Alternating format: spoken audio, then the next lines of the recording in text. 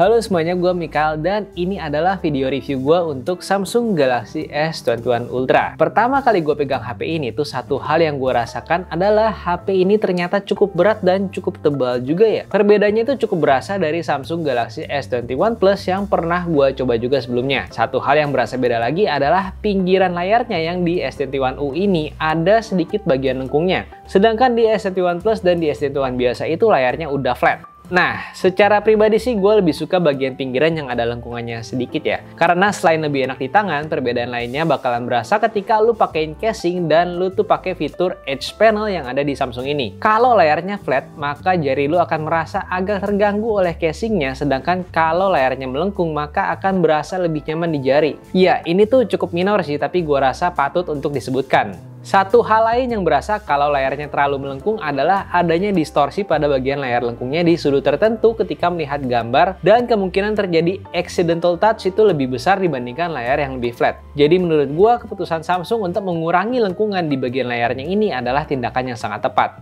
HP ini hadir dalam dua pilihan warna ya, Phantom Silver dan Phantom Black, dan yang di tangan gue ini adalah jelas ya ini yang Phantom Black. Gue sendiri cukup senang dengan desain back covernya karena sekarang desainnya itu sudah nggak glossy lagi, tapi lebih ke arah doff atau matte dan lebih tahan dari bekas-bekas sidik jari. Pada bagian sebelah kanannya ini ada tombol power dan volume rocker. Pada bagian bawahnya ada lubang keluaran speaker, USB port Type-C, lubang mikrofon, serta SIM card tray yang konfigurasinya dual nano SIM tanpa slot memori microSD. Pada bagian atasnya ini ada dua buah lubang mikrofon. Pada bagian belakangnya ada konfigurasi 4 kamera dan 1 sensor laser autofocus. 4 kamera ini terdiri dari kamera ultrawide 12 megapiksel dual pixel 120 derajat dengan f2.2, kamera wide 108 megapiksel PDAF f1.8, kamera teleoptical 3 kali zoom 10 megapiksel OIS f2.4, dan kamera teleoptical 10 kali zoom 10 megapiksel OIS f4.9. Lalu kalau dulu pada Note 20 Ultra bagian kameranya itu mayoritas tertutupi kaca, pada S21 Ultra ini bagian kameranya itu mayoritas tertutupi oleh frame besi ya, jadi meminimalisir resiko gores-gores halus pada kaca. Sedangkan pada bagian depannya ini ada earpiece yang sangat kecil, sensor-sensor, dan kamera selfie 40 megapiksel fixed focus. HP ini ditenagai oleh chipset bikinan Samsung sendiri yaitu Exynos 2100 dengan fabrikasi 5 nanometer dan tentu saja sudah mendukung jaringan 5G. Jadi ini tuh sudah sangat future proof dan akan bisa digunakan ketika jaringan 5G-nya ini sudah hadir di Indonesia. HP ini juga hadir dengan dua konfigurasi yaitu RAM 12GB dengan kapasitas storage internal 256GB dan RAM 16GB dengan kapasitas storage internalnya 512GB.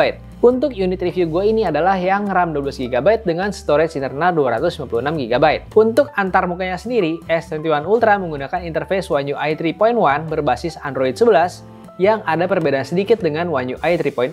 Beberapa perbedaan yang gue temukan adalah adanya Director's View di One UI 3.1 dan perubahan nama mode foto dan video live focus dan live focus video menjadi portrait foto dan portrait video. Kemudian pada One UI 3.1 ada dua mode untuk color tone kamera selfie-nya, ada natural and bright. Sedangkan di One UI 3.0 ada cool, original, dan warm. Masuk ke bagian kameranya ya, S21 Ultra ini termasuk salah satu ponsel yang memiliki konfigurasi kamera yang paling lengkap. Ada kamera ultrawide, kamera wide, kamera tele 3 kali, dan kamera tele 10 kali. Seperti biasa, hasil foto dari flagship Samsung menurut gue tuh hampir nggak pernah mengecewakan di berbagai kondisi ya. Dari beberapa hasil foto yang gue coba, hasil fotonya itu selalu memuaskan. Opini pribadi gue, untuk kamera telenya paling bisa digunakan itu maksimal di 30 kali hybrid zoom. Sedangkan untuk 100 kali hybrid zoom, iya mungkin akan sangat jarang digunakan dalam kehidupan sehari-hari kamu ya.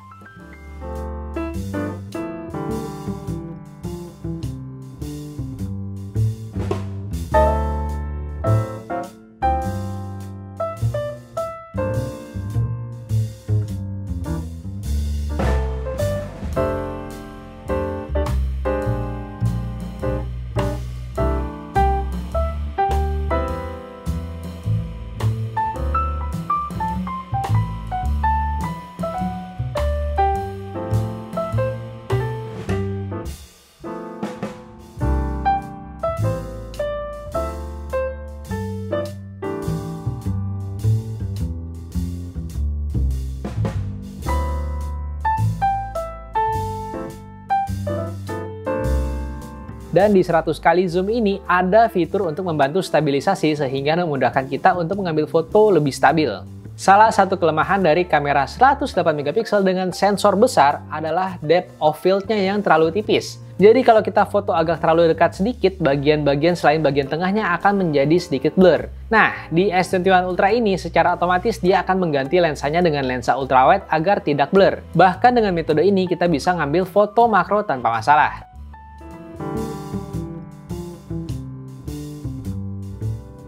Untuk fitur videonya juga menurut gua udah sangat baik, dan seperti pendahulunya ada fitur Super Steady untuk membantu menstabilkan gambar yang bekerja hingga maksimal di resolusi Full HD 60 fps. Ini hasil perekaman video Samsung Galaxy S21 Ultra di Full HD 60 fps. Seperti ini stabilisasinya, bisa dilihat seperti apa. Dan dia juga bisa ganti-ganti lensa ya, ultra wide, yang tele dan tele 10 kali juga bisa. Dan ya kira-kira hasil suaranya itu seperti ini. Gue pegang dengan satu tangan aja. Kemudian kita coba bawa gelari ya.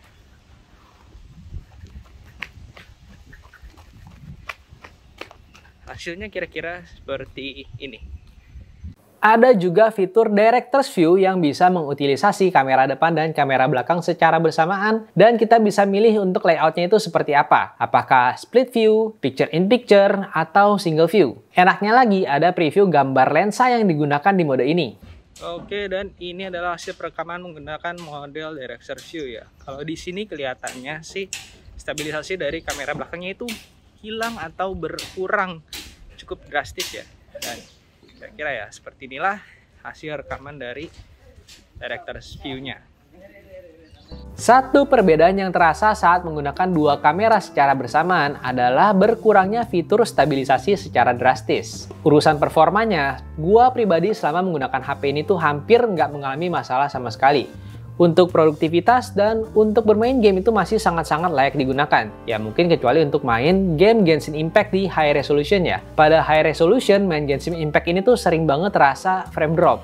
Salah satu perubahan yang paling berasa di S21U ini adalah dukungannya terhadap S Pen. Pada paket pembelian memang S Pen tuh nggak termasuk ya, karena pada dasarnya ini adalah aksesoris tambahan untuk HP ini. Jadi buat kalian yang merasa butuh S Pen ya silakan beli S Pen-nya lagi untuk mendukung produktivitas kamu, dan bagi yang nggak merasa perlu S Pen-nya ya udah nggak usah beli lagi. Untuk penempatannya, karena tidak ada lagi slot khusus di HP ini seperti di seri Note, jadi S Pen tuh harus diletakkan di casing khusus agar bisa dibawa kemana-mana. Dan untuk S Pen sendiri ada dua versi, yaitu S Pen dan S Pen Pro. Gua sendiri baru nyobain S Pen dari Note 20 Ultra di S21 Ultra dan berfungsi baik-baik aja. Tapi tentu aja tanpa air comment dan tidak ada screen of memo. Di satu sisi hal ini tuh bikin gua sedih ya, karena ada rumor bahwa Note series tidak akan dilanjutkan karena salah satu pembeda dari Note series adalah S Pen-nya. Sedangkan sekarang S Pen juga sudah bisa digunakan di seri S ini ya. Dan biasanya Note series adalah seri penyempurnaan dari S series. Bisa dilihat dari S20 Ultra ke Note 20 Ultra terdapat penyempurnaan yang dilakukan oleh Samsung. Dan urusan desain juga biasanya Note series itu lebih mengotak atau lebih maskulin dibandingkan dengan S series.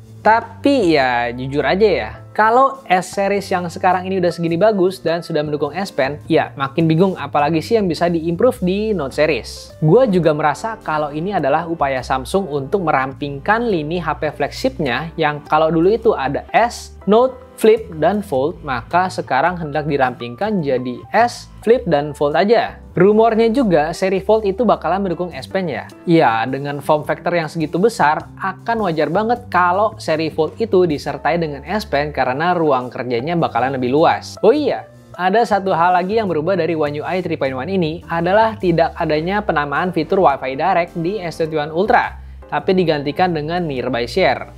S21 Ultra ini hadir dengan baterai sebesar 5000 mAh yang dalam pemakaian gua sehari-hari itu SOT-nya berkisar antara 5,5 sampai 6,5 jam. Dan itu untuk pemakaian normal gue yang kebanyakan nonton, chatting, dan bermain sosial media ya. Biasanya HP-nya sendiri tuh gue tinggal charge jam 11 malam dan mulai gue gunakan lagi jam 7 pagi. Dan ya so far itu so good.